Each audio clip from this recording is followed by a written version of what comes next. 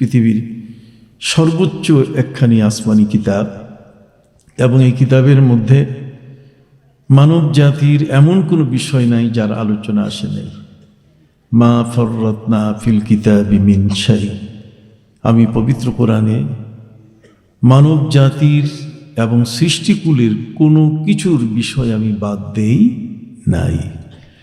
পবিত্র কোরআনে সব কিছু আছে। শুধু আমরা ঝগড়াঝাটি করি, দ্বন্দ্ব করি, মারামারি করি, কোলাহল করি, আমরা একে অপরকে পাত্তা দিই না। জ্ঞানের দৈন্যতার কারণে, জ্ঞানের স্বল্পতার কারণে আমাদের সমাজের মধ্যে মুসলমান হওয়ার পরও আমরা এই ধরনের মারামারি কাটাকাটিতে লিপ্ত হয়ে আছি। কিন্তু পবিত্র কোরআন এই পৃথিবীর মধ্যে আমাদেরকে শ্রেষ্ঠ জাতি হিসেবে ঘোষণা করেছে। কুনতুম খায়রা উম্মাতিন উখরিজাত লিন-নাস তা'মুরুনা বিল মা'রুফি ওয়া তানহাউনা আনিল মুনকার ওয়া তু'মিনুনা বিল্লাহ। তোমরাই হলে পৃথিবীর শ্রেষ্ঠ জাতি। তাহলে যে জাতিটা শ্রেষ্ঠ সে কি মারামারি করবে? কি ভাই, আপনার কথা বলেন না কেন? সে কি ঝগড়াঝাটি করবে? একে অপরের উপর আক্রমণ করবে? এই জাতিটি হচ্ছে পৃথিবীর সর্বোত্তম জাতি। পবিত্র কোরআনে আল্লাহ বলেছেন। পবিত্র কোরআন এটি হলো মানব জাতির জন্য আল্লাহর পক্ষ থেকে একটি গ্রন্থ, দিক নির্দেশনামূলক। তবে মুসলমানদের জন্য এটি জীবন চলার পথেও এই কোরআনকে দিয়েই মুসলমানরা তাদের জীবন পরিচালনা করবে। সম্মানিত শুধু এই জন্য পবিত্র কোরআনের তেলাওয়াত পৃথিবীর শ্রেষ্ঠ তেলাওয়াত। পৃথিবীতে যত গান হয়, বাজনা হয়, কথা বলেন না, এই গানটাকে, বাজনাটাকে সুরের লহরী দিয়ে, সুরের ব্যঞ্জনা দিয়ে যখন এটাকে কেউ উপস্থাপন করে, তখন গানটাকে আরো বেশি মানুষের কাছে মনজ্ঞ করার জন্য, মানুষের কাছে আরো শ্রুতিমধুর করার জন্য এর সাথে সারিন্দা, হারমোনিয়াম, তবলা, একতারা, দোতারা, সেতারা, কথা বুঝতে পারছেন, এগুলো ব্যবহার করা হয়। কিন্তু পবিত্র কোরআন তেলাওয়াতের ক্ষেত্রে কখনো কি ঢোল তবলা ব্যবহৃত হয়? একটু হাত উঁচু করে বলেন, হয় নাকি? না। পবিত্র কোরআন তেলাওয়াতের ক্ষেত্রে কখনো এই একতারা, দোতারা আর সেতারা, কথা বুঝতে পারছেন, সেতারা মানে তিন তার যেটার আছে, ঠিক এমনি করে কোনো বাদ্যযন্ত্র ব্যবহার করে কোরআনের আয়াত তেলাওয়াত করা হয় না। অথচ পবিত্র কোরআন এমন একখানা কিতাব, এটি আল্লাহর বাণী। এটা যত পড়ি তত মধুর মনে হয়। প্রতিদিন প্রতিটি ওয়াক্তের সময় সূরা ফাতিহা পড়ছি, তারপরও কোনোদিন মনে আসে না যেটা শুনবো না, এটা এখন ভালো লাগে না। কথা বুঝতে পারছেন? অতএব আহসানুত তিলাওয়াতি ফিল আলামে আল কোরআন, পৃথিবীর মধ্যে যদি সর্বোত্তম কোনো শ্রুতিমধুর, মানুষের হৃদয়ে আকর্ষণকারী, হৃদয়গ্রাহী যদি কোনো তেলাওয়াত থাকে, যদি কোনো পড়া থাকে, যদি কোনো আওয়াজ থাকে, তাহলে সেই আওয়াজটার নাম হলো কি? কোরআনের আওয়াজ। কোরআনের এই তেলাওয়াত, এটি যখন তেলাওয়াত হয় তখন কিন্তু পবিত্র কোরআন মজিদে আল্লাহ পাক রব্বুল আলামিন তিনি নিজেই বলেছেন যে এই কোরআনখানে যখন কেউ পড়ে, ওয়াইজা তুলিয়াত আলাইহিম আয়াতুহু যাদাতহুম ঈমানা ওয়া আলা রাব্বিহিম ইয়াতাওয়াক্কালুন। কোরআন যখন কেউ পাঠ করে তখন তার কলিজার মধ্যে একটা ধাক্কা লেগে যায়, সে ভয় ভীত হয়ে যায় যে এই কোরআন আমাকে সতর্ক করছে। ওয়াজিলাত কুলুবুহুম, আমার অন্তরাত্মাকে সে শাসন করছে। সুবহানাল্লাহ। পৃথিবীর কোনো গান বাজনা, থিয়েটার, কোনো অভিনয়, এগুলো মানুষের অন্তরকে শাসন করে না। কথা বুঝতে পারছেন? মানুষের অন্তর হচ্ছে, এটা তার জীবনের মূল বিষয়, কলব। কথা বুঝতে পারছেন? এই কলবটা, যে রুহটা, যে জীবনটা নিয়ে পৃথিবীর মধ্যে সে বেঁচে থাকে, সেই কলবের মধ্যে ধাক্কা দেওয়ার মতো পৃথিবীর আর কোনো অস্ত্র নাই, আর কোনো শক্তি, ধারালো এমন কোনো শক্তি নাই যে শক্তিটা তার এই অন্তরটাকে বিগলিত করতে পারে, অন্তরটাকে নরম করতে পারে। কিন্তু পবিত্র কোরআনের তেলাওয়াত যখন হয়ে যায় তখন তার মনটা আস্তে করে মমের মতো গলে যায়। আল্লাহু নাজ্জালা আহসানাল হাদিস কিতাবাম মুতাশাবিহাম মাসানি তাখশাইরু মিনহু জুলুদুল্লাযীনা ইয়াখশাউনা রাব্বাহুম সুম্মা তালিনু জুলুদুহুম ওয়া কুলুবুহুম ইলা যিকরিল্লাহ। তার মানে যখন কোরআনের আয়াত পঠিত হয় তখন আস্তে করে তার গায়ের পশমগুলো এগুলো এমনভাবে অবনমিত হয়ে যায়, ওয়া কুলুবুহুম ইলা যিকরিল্লাহ, আর তার অন্তরটা আল্লাহর জিকিরে পাগল হয়ে যায়। সুবহানাল্লাহ বলে। অতএব আল্লাহর জিকিরে পাগল হওয়ার জন্য যে আওয়াজ শোনা প্রয়োজন, যে তেলাওয়াত শোনা প্রয়োজন, সেটি হলো কোরআনের তেলাওয়াত। এর চেয়ে পৃথিবীর মধ্যে আর কোনো শক্তিশালী, আর কোনো পাওয়ারফুল, আর কোনো আকর্ষণীয় কোনো তেলাওয়াত আওয়াজ পৃথিবীতে নাই। সুবহানাল্লাহ বলেন। যে কারণে পবিত্র কোরআনের সাথে তেলাওয়াত করে কোনো দিন কেউ আগাতে পারেনি। আপনি জানেন ওয়াশিংটন ডিসি হচ্ছে আমেরিকার রাজধানী। আমেরিকার রাজধানী ওয়াশিংটন ডিসিতে, আমেরিকার এই রাজধানীতে একবার ধর্মপুস্তক পাঠের একটি প্রোগ্রাম, একটা সভা অনুষ্ঠান করা হলো। আমার কথা বুঝতে কি ভুল হচ্ছে? আমি তো বাবা খুব চিৎকার দিয়ে বলতে পারবো না। কথা বুঝতে পারছেন? যদি কথাগুলো বুঝেন তাহলে যথেষ্ট, আর না বুঝলে করার কিছু নাই। হার গুলেরা রঙে বইয়ে দিয়ে গলাস, সব ফুলের ঘেরান একরকম হয় না। অতএব সম্মানিত সুধী, আমেরিকার রাজধানী ওয়াশিংটন ডিসিতে সেখানে ধর্মপুস্তক পাঠের একটা সভা ডাকা হলো এই ধরনের। সেই সভার মধ্যে পৃথিবীর যত ধর্ম আছে, এই পৃথিবীতে ধর্মের সংখ্যা হলো প্রায় 10,000। 10,000 ধর্মের মানুষদের মধ্যে যাদের কাছে তাদের ধর্মীয় পুস্তক আছে, যেমন ইহুদিদের কাছে তৌরাত আছে, খ্রিস্টানদের কাছে বাইবেল আছে। কথা বুঝতে পারছেন? ঠিক এমনিভাবে আপনারা দেখবেন যে আমাদের বৌদ্ধ যারা, ত্রিপিটক যারা, সনাতনী ধর্ম, হিন্দু যারা, তারা সেখানে অথর্ব বেদ, মহাভারত, পুরাণ, তারা রামায়ণ ইত্যাদি এই সকল ধর্মপুস্তক পৃথিবীতে প্রচলিত আছে। 10,000 ধর্মের অনুসারী পৃথিবীর মধ্যে কোনো না কোনো তাদের কাছে ছোট বড় পুস্তক আছে, যেগুলো তারা নিয়মিত পাঠ করে থাকেন। ধর্মীয় পুস্তক হিসেবে এগুলোকে তারা আদর যত্ন করে তাদের জীবনে তারা লালন করে থাকেন। সেদিন আমেরিকার রাজধানীতে যে সভাটা আহ্বান করা হয়েছিল সেটা হলো যে প্রত্যেকেই তার ধর্মগ্রন্থ নিয়ে আসবে এবং পাঠ করে শোনাবে। কে কত সুন্দরভাবে শোনাতে পারে, এই শুনানির উপরে তার একটা মার্কিং হবে। কথা বুঝতে পারছেন? একটা নাম্বারিং হবে। এই নাম্বারিংটা দেবেন 70 জন জাজ, 70 জন বিচারক। একটি টেবিলের মধ্যে এই 1-2 চোখে চোখে দেখাদেখি করে খাতির জমাইয়া নম্বর দিবে তা না। কথা বুঝতে পারছেন? 70 জন ব্যক্তি সর্বাধুনিক তারা প্রযুক্তি ব্যবহার করে ধর্মগ্রন্থ কে কত সুন্দর করে পাঠ করতে পারে তার কতগুলো ক্রাইটেরিয়া, কতগুলো পদ্ধতি। যেমন সুরটা কেমন হবে, আমরা পবিত্র কোরআন তেলাওয়াত করতে গিয়ে কোনটা 4 আলিফ টানি, কোনটা 3 আলিফ টানি, কোনটা 1 আলিফ লম্বা করে আমরা পড়ে থাকি, ঠিক কি না? অতএব ধর্মগ্রন্থ পাঠ এর পদ্ধতিটা কার কেমন, এবং এই ধর্মগ্রন্থের যে অংশটুকু তিনি পাঠ করে শোনাচ্ছেন সেই অংশটুকুর এটা অর্থবহ কতটুকু, এটার গ্রহণযোগ্যতা কতটুকু, এটার মধ্যে দিক নির্দেশনা কি আছে, যে অংশটুকু পাঠ করা হবে সে অংশটুকুর ভিতরে যারা শ্রোতা তারা কি পাবে, তাদের কি মেসেজ আছে, তাদের জন্য কি বার্তা আছে। আমার কথা বুঝেন তো? কি আছে তাদের জন্য, এই বার্তার ইত্যাদি বিষয়গুলোই মূলত এই বিচারের মধ্যে আনা হয়েছে। এইভাবে 1, 2, 3, 4 করে প্রায় 11টি বিষয়ের উপরে 70 জন জাজ তারা বসে গেছেন। কেউ সুর দেখবেন, কেউ স্বর দেখবেন, সুর আর স্বর এক না। কথা বুঝতে পারছেন? কেউ সুরের ব্যঞ্জনা দেখবেন, কেউ সুরের লহরী দেখবেন, কেউ সুরের তাল দেখবেন। কথা বোঝেন নাই? কেউ এই জিনিসটি পাঠ করতে গিয়ে তিনি কি সঙ্গীত হিসেবে পাঠ করছেন, না ভাটিয়ালি সুরে পাঠ করছেন, না ভাওয়াইয়া গানের সুরে?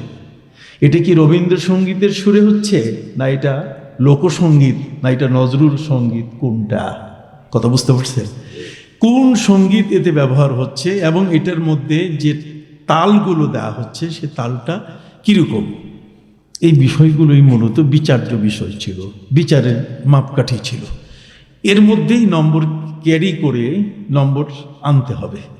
আর সেই নম্বর আনতে গেলে একজনকে সুযোগ দেওয়া আছে যে 10 মিনিট করে তার ধর্মগ্রন্থ পাঠ করতে পারবে।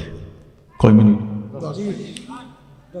সম্মানিত সুধী, 10 মিনিটের ধর্মগ্রন্থ পাঠের এই সুযোগ নেওয়ার জন্য সারা পৃথিবীর থেকে ভিন্ন ভিন্ন ধর্মের মানুষেরা তাদের ধর্মগ্রন্থ নিয়ে উপস্থিত হলেন।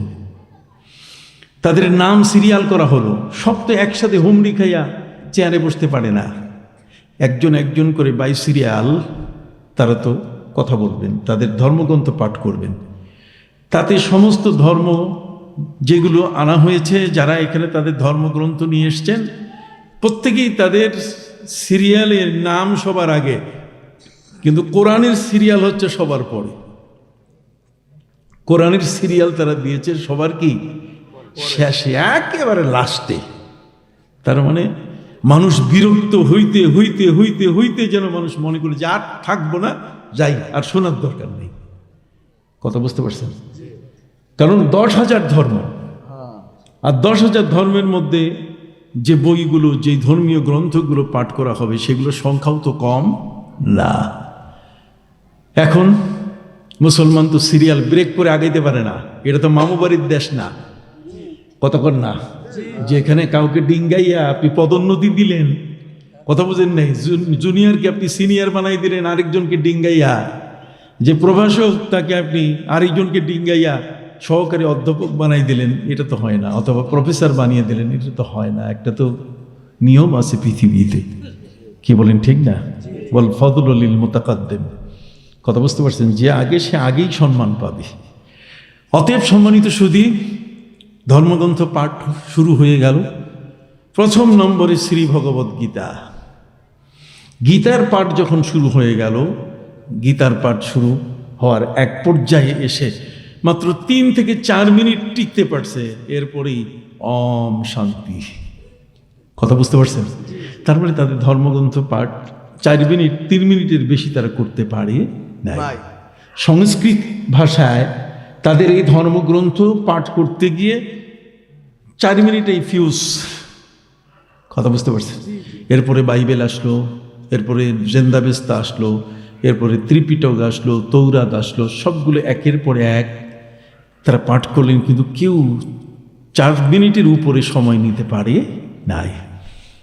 এক পর্যায়ে এসে মুসলমানের কোরআন তেলাওয়াতের জন্য আহ্বান জানানো হলো যে এবার মুসলমানের কোরআন পাঠ হবে।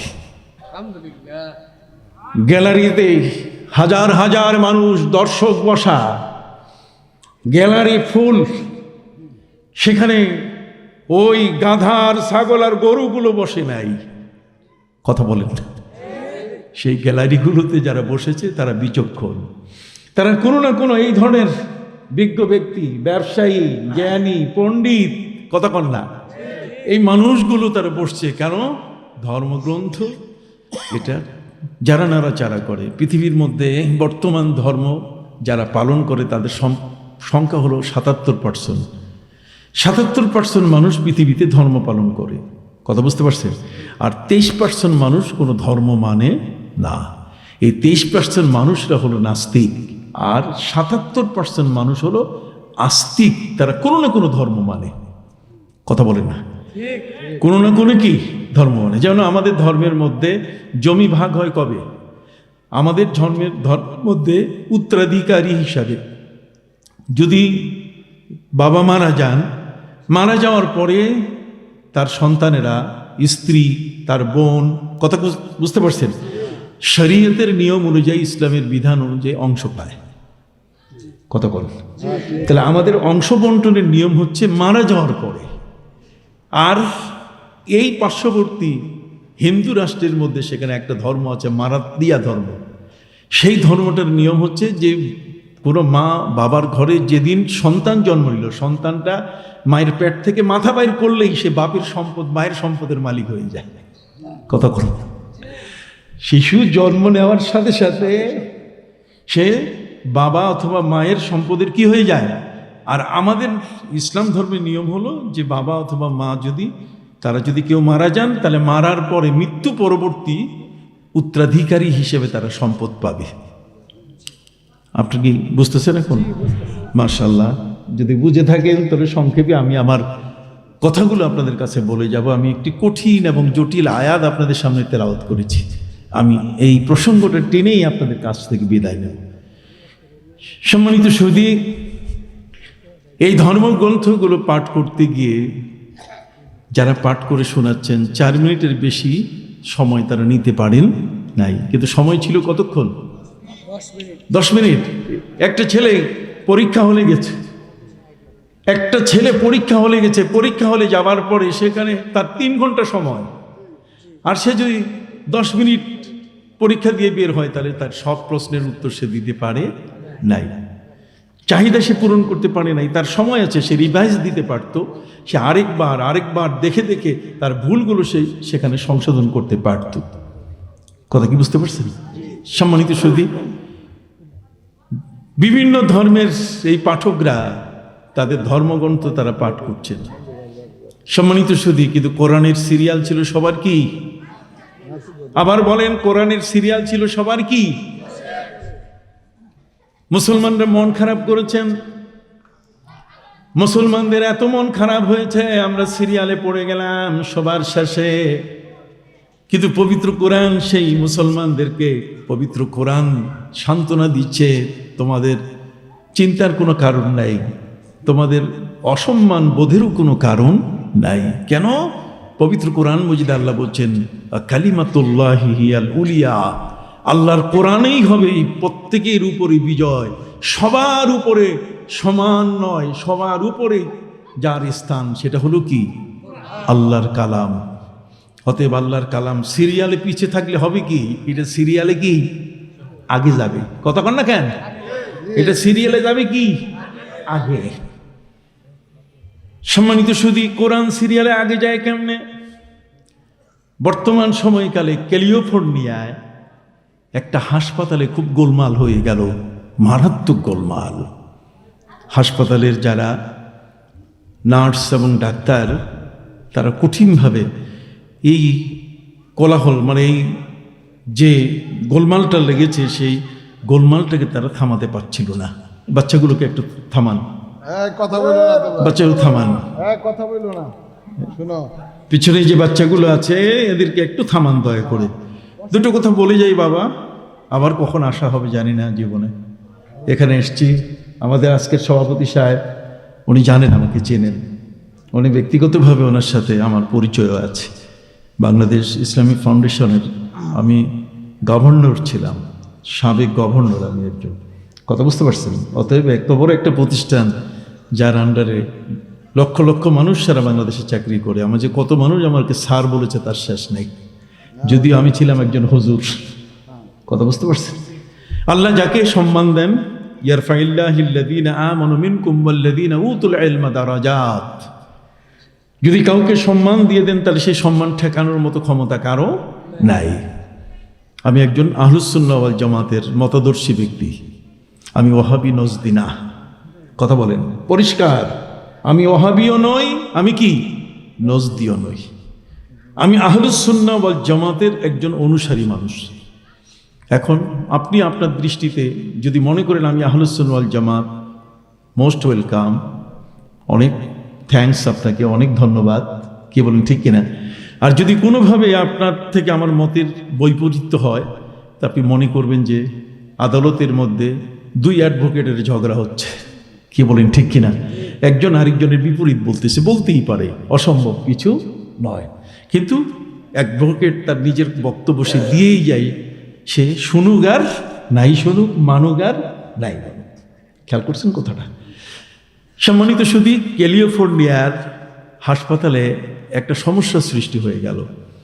সেই সমস্যাটা হলো, আপনি জানেন আমেরিকার মধ্যে একটা বাচ্চা যদি জন্ম নেয়, সে বাচ্চাটা জন্ম নিলে পরে যে ব্যয়, যে বিলটা হয়, আপনারা শহরে গেলে, চিকিৎসায় গেলে হাসপাতালের একটা বিল দেয় না? তো ওখানে ম্যাটারনিটি যে বিলটা, তার মানে বাচ্চা জন্ম নেওয়ার পরে যে বিলটা কষে, সেই বিলটা বাংলাদেশি টাকায় প্রায় 1.5 থেকে 2 কোটি টাকার মতো। 1.5 থেকে 2 কোটি টাকার মতো যদি কোনো একটা গরিব পরিবারের বাচ্চা জন্ম দিতে যাইয়া যদি ব্যয় হয়, তো বলবে যে এখন দরকারই নাই। কি কোন ঠিক না? আমি 1.5 কোটি টাকা পাবো কই, আমি 2 কোটি টাকা পাবো কই? কিন্তু তাদের ইন্স্যুরেন্স কভার করে এবং তাদের বিভিন্নভাবে তাদের সরকারিভাবে এটাকে কাভারেজ দেওয়ার চেষ্টা করে, কথা বুঝতে, রিকভারির চেষ্টা করে। সম্মানিত সুধী, একটি শিশু জন্ম নিতে গিয়ে সেই শিশুটির মধ্যে তার যে অঙ্গগুলো আছে, এগুলো যদি বিভিন্ন দেশ থেকে সাইকেলের পার্টসের মতো, মোটরের পার্টসের মতো যদি আনতে হইতো, কথা বলেন, যেমন হার্টটা যদি সিঙ্গাপুর থেকে আনতে হইতো, চোখ দুইটা যদি ওই যে চেন্নাই থেকে আনতে হতো, শঙ্কর হাসপাতাল থেকে, কথা বলেন না?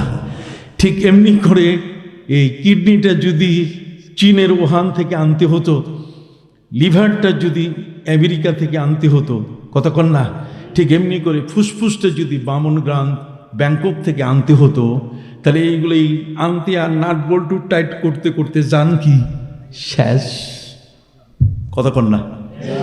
কিন্তু আল্লাহ পাক রব্বুল আলামিন মায়ের পেটে যে সময়টা তিনি নেন, সেই সময়টা প্রায় 10 মাস 10 দিনের কথা আমরা বলে থাকি। এই 10 মাস 10 দিনের এই পিরিয়ডটাতে একটি সন্তান মায়ের পেটে যখন থাকে, আল্লাহ পাক রব্বুল আলামিন 4 মাসের বয়সে ওই শিশুটির ভেতরে রূহ, তার জীবনী শক্তি দিয়ে দেন। আর এই জীবনী শক্তি পাওয়ার পরে সেই শিশু আস্তে আস্তে মায়ের যে পেটের মধ্যে ফুল থাকে, কথা কন না, এই ফুলটাই তাকে মায়ের খাবারটা তার কাছে ট্রান্সফার করে, কথা বুঝতে পারছেন? তার মায়ের পেটে যে ফুলটা এটা মায়ের পেটে মা যা খান, এই পেটে যে ফুলটা থাকে বাচ্চাদানিতে, এইটা সেকে, তার মানে এটাকে রিফাইনারি করে সুন্দর এই খাবারটা আমি যখন মায়ের গর্ভে ছিলাম তখন আল্লাহ তাআলা আমাকে ওইভাবে আমার দেহের মধ্যে দেওয়ার ব্যবস্থা করেছেন। সুবহানাল্লাহ। সম্মানিত সুধী, এমন একটি শিশু জন্ম নিতে গিয়ে তার চক্ষু ঠিক আছে, তার হার্ট ঠিক আছে, তার কিডনি ঠিক আছে, তার লিভার ঠিক আছে, তার ফুসফুস ঠিক আছে, তার অঙ্গ প্রত্যঙ্গগুলো নিয়ে সে পৃথিবীতে এসছে। এমন একটা শিশু জন্ম নিতে যদি 1.5 কোটি টাকা ব্যয় হয়, তাহলে সেই শিশুটির একটা হার্ট, একটা মানুষের একটা হার্ট যদি কেনার প্রয়োজন হয়, কত করলা? যেমন এখন হার্ট ট্রান্সপ্লান্ট চলছে, কিডনি ট্রান্সপ্লান্ট হয়, লিভার ট্রান্সপ্লান্ট হয়, মানুষের লিভার কেটে, ছেলের লিভার কেটে বাপের লিভারে লাগাই দিচ্ছে, ভাইয়ের কিডনি বোনের কিডনির সাথে যোগ করে বাঁচার ব্যবস্থা হচ্ছে, মরা মানুষের চক্ষু দিয়া ওই যে মানুষটা জিন্দা তার চোখের পাওয়ার আনা হচ্ছে, কথা বল। এই যে ঘটনাগুলো একের পর এক ঘটছে, যদি পৃথিবীর মধ্যে এগুলো দাম দিয়ে কিনে কিনে আমেরিকা, এগুলো ব্যাংকক, চেন্নাই, শঙ্কর, সিঙ্গাপুর থেকে যদি আনতে হতো, তাহলে আমরা ফকির মানে কাকে বলে, মিসকিন কাকে বলে, কথা বোঝেন নাই? আমরা পারতাম না। এর আগেই কবরে হাড় হাড্ডি সবগুলো মাটির সাথে মিশে যেত, কথা বলে। আমার আল্লাহ কত বড় মহান! মায়ের পেটে এত বড় দামি জিনিসগুলোকে তিনি এমনভাবে সেটিং করে দিয়েছেন, যদি অক্সিজেনটা সিলিন্ডারের মতো, যেই সিলিন্ডারে গ্যাস থাকে আগুন জ্বলে, ওইরকমভাবে যদি অক্সিজেনটা সিলিন্ডার দিয়ে নিতে হইতো, তাহলে সিলিন্ডার কাঁধের মধ্যে ঝুলাইয়া আপনি কোন বাজারে যাইতেন, আর কোন অফিসে যাইতেন, আর কোন স্কুল কলেজ বিশ্ববিদ্যালয়ে আপনি যাইতেন, আপনার জীবনটা বিপন্ন হয়ে যেত, কথা কি বুঝতে পারছেন? অতএব আল্লাহ পাক রব্বুল আলামিন তিনি এত বড় মহান, যে তার মহানত্ব এত বড় যে সেজদায় পড়ে যদি প্রতিটি মুহূর্ত শুকর আদায় করে, তাহলে তার শুকর আদায় করা শেষ হবে। খালি একবার নয়, দুবার নয়, তিনি বারবার বলেছেন, ফাবিআইয়ি আলাই রাব্বিকুমা তুকাজ্জিবান, আমার যে নেয়ামত তোমার উপরে দিয়েছি তুমি এগুলোকে অস্বীকার করতে পারবে? তবে তোমার কিডনি, তোমার লিভার, তোমার হার্ট, এগুলো যা কিছু তোমার ভিতরে আমি করে দিয়েছি, শুধু একমাত্র আমার হাবিবের খাতিরে, আমার নবীর খাতিরে। আমার নবী হলেন মূল মধ্যমণি, আমার নবী হলেন মূল। আমার নবীকে সৃষ্টি করার ইচ্ছা না থাকলে তোমাদের কাউকে বানাইতাম না। তুমি আজকে চিল্লি করো নবীকে নিয়ে, একটু দাঁড়াইয়া ইয়া নবী সালাম আলাইকে বললেই তোমার মেরুদণ্ড সোজা হয় না, তুমি বসে থাকো। আর শ্বশুর আসলে আব্বা আব্বা কইয়া একেবারে স্ট্যান্ড আপ, কথা বুঝেন নাই, একে মেরুদণ্ড তোমার স্পাইনাল কর্ড একেবারে সোজা হয়ে যায়। ইয়া নবী সালাম আলাইকা বলতে গেলেই তুমি কাইত হও, শীত হও, তুমি বসে পড়ো, তোমার আর কোমর সোজা হয় না। কিন্তু তুমি জানো সেই নবীকে, যেই নবীর তোমার উপরে, তোমার বাবাকে তুমি চিনো না, তোমার বাবাকে চিনিয়ে দিয়েছেন তোমার মা। কথা কন না? মা যদি না বলতেন যে আমার বাবা, আমি কোনোদিন তাকে বাবা হিসেবে স্বীকার করতাম না। কথা বলেন? মা আমাকে শিখাই দিয়েছেন, মা আমাকে বলছেন তোর বাবা, আমার আল্লাহ আমাকে শিখিয়ে দিয়েছেন তোমার উনি নবী। অতএব লা তারফাউ আসওয়াতাকুম ফাওকা সাওতিন নবী, তার সামনে জোরে কথা বলা যাবে না। কথা বলেন না? তার সামনে জোরে কথা বলা যাবে না। ওয়ালা তাজহারু লাহু বিল কাওলি কাজহারি বাযিকুম লিবাস আন তাহবাতা আমালুকুম ওয়া আনতুম লা তাশউরুন। আমল শেষ হয়ে যাবে, বরবাদ হয়ে যাবে, তুমি শেষ হয়ে যাবে। কথা বুঝতে পারছেন? এমন এক মহান নবী যাকে আল্লাহ পাক রব্বুল আমিন ডাকার ভাষা শিখাই দিয়েছেন। কথা কোন? আপনি ডাকবেন, আপনি শব্দ ব্যবহার করবেন, কোন শব্দ? আপনি বলবেন কাউকে যে তালাক খাইছে বুড়ি, কতক্ষণ না? সেই নবীর স্ত্রীকে নিয়ে আপনি ব্যঙ্গ করবেন কতক্ষণ? অথচ সেই নবী সাল্লাল্লাহু আলাইহি ওয়াসাল্লামের মহান মর্যাদা এত বড়, আল্লাহ বলছেন আমি তার নাম ধরে কোথাও ডাকি নেই, আমি তাকে ইয়া আইয়ুহাল মুযাম্মিল বলে ডেকেছি। আমি তাকে বলেছি ইয়া আইয়ুহাল মুদ্দাসসির কুম ফাআনজির ওয়া রাব্বাকা ফাকাব্বির ওয়া সিয়াবাকা ফাতাহির ওয়া রুজজা ফাহজুর ওয়া লা তামনুন তাস্তাকসির। সুবহানাল্লাহ। আমার প্রিয় নবীকে আমি কোনোদিন তার নাম ধরে ডাকি নাই, ইয়া মুহাম্মদ বলে ডাকি নাই। ইন্নাল্লাযীনা ইউনাদুনাকা মিন ওয়ারাইল হুজুরাত আকসারুহুম লা ইয়াকিলুন। যারা নবীর ঘরের পেছন থেকে, নবীর বাড়ির পেছন থেকে যারা নবীকে মোহাম্মদ মোহাম্মদ বলে ডাকে, আল্লাহ বলেন বেআক্কলের গোষ্ঠী, আক্কল নাই, জ্ঞান নাই, বেয়াদব। কথা বল না? আল্লাহ তারে বলতেছে বেআক্কল। তো বেআক্কল যার আক্কল নাই ওর আদব আছে? কথা বলেন না কেন? আপনার এই পক্ষে নাকি, ওদের পক্ষে নাকি? বলেন তো কারা নবীর পক্ষে? হাত উঁচু। আল্লাহ কবুল, নারায়ে তাকবীর, আল্লাহু আকবার।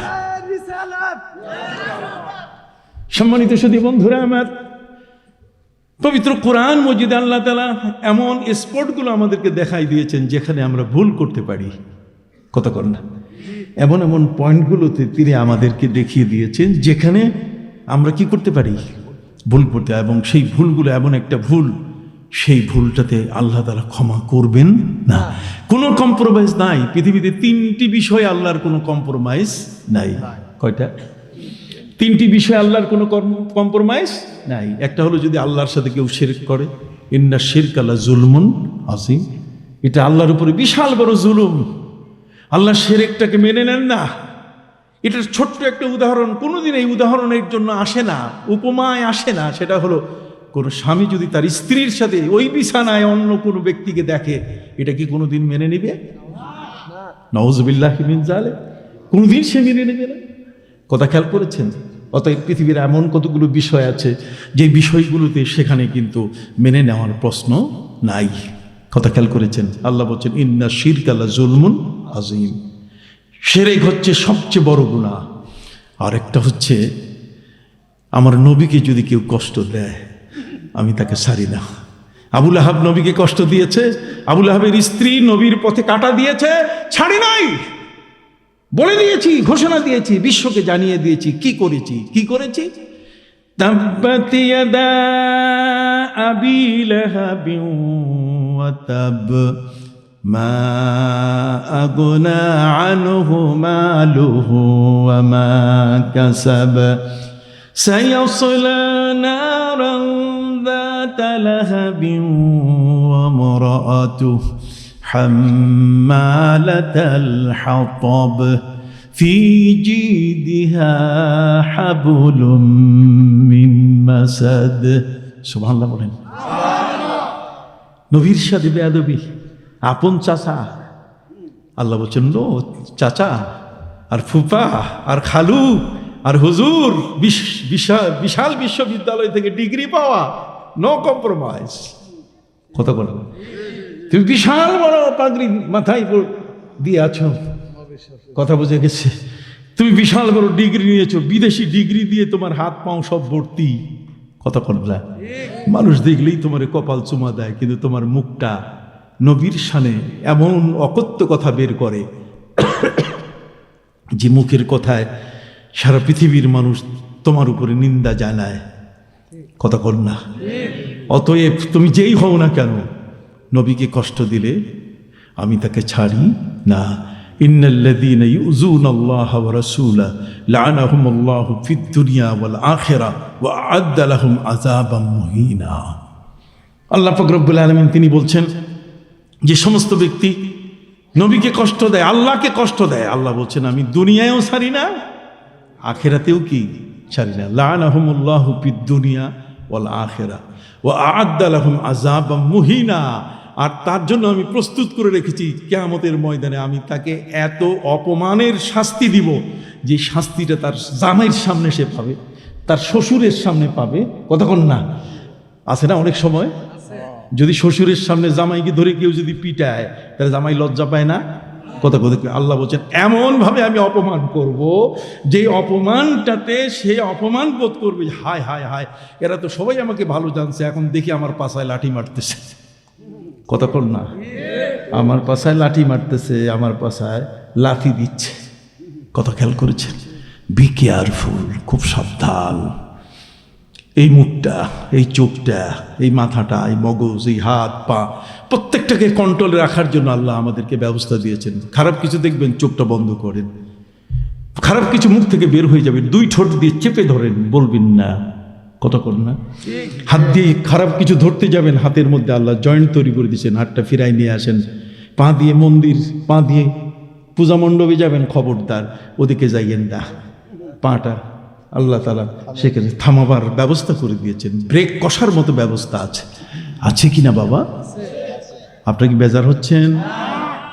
সম্মানিত সুধী বন্ধুরা আমার, যদি আমার কথাগুলো আপনারা বুঝে থাকেন, তাহলে আমি আপনাদের খেদমতে আরজ করতে চাই, আমাদের প্রিয় নবী সাল্লাল্লাহু আলাইহি সাল্লামের ক্ষেত্রে আল্লাহ তাআলা কখনো আপোষ করেন, কোনো নজির নাই, কোনো নজির নাই। নবীর সাথে বেয়াদবি যারা করেছে তাদেরকে আল্লাহ তাআলা এই পৃথিবীতে কখনোই তাদেরকে ভালো রাখেন নাই। আবুল আহাব তার বিশাল প্রমাণ। আবুল আহাব প্রিয় নবী সাল্লাল্লাহু আলাইহি ওয়াসাল্লামের গায়ে ঢিল মেরেছিল, বলেছিল তাব্বাল্লাকা ইয়া মুহাম্মদ আলাইহাদা জামাতানা, তাব্বাল্লাকা ইয়া মুহাম্মদ, তুমি আমাদেরকে পাহাড়ের পাশে নিয়ে এসছো আর তোমার কথা শোনাবার জন্য যে ওই পাশ থেকে একটা সশস্ত্র বাহিনী আসতেছে, চাচা বিশ্বাস করেন কিনা? আমি তো বলছি বিশ্বাস করি, কিন্তু তুমি যে বলবে যে ওইটা যেমন বিশ্বাস করেন, তাহলে এটাও বিশ্বাস করেন যে আপনারা জাহান্নামের উপরে দাঁড়িয়ে আছেন, আসেন কালেমা পড়ে আপনার মুসলমান হন। তোমার এই কথা শোনার জন্য আসছি, তুমি এই জন্য জমা করেছো, এখানে একত্রিত করেছো, আলেহাদা জামাতানা তাব্বাল্লাকা ইয়া মুহাম্মদ, মুহাম্মদ তুমি কি হও? ধ্বংস হয়ে যাও। নবীকে ধ্বংস হওয়ার জন্য সে হাতে পাথর দিয়ে নবীর গায়ে ঢিল মেরেছে।